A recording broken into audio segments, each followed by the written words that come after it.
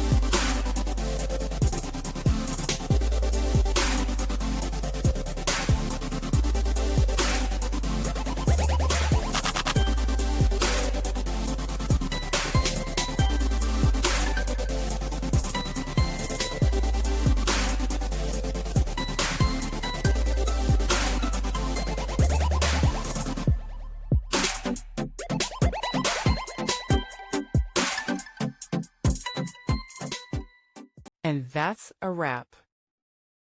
I hope you found the answer you were looking for. If you did, take a second to hit that subscribe button. It really helps out. And let me know in the comments which solution worked best for you. See you next time in the debug zone.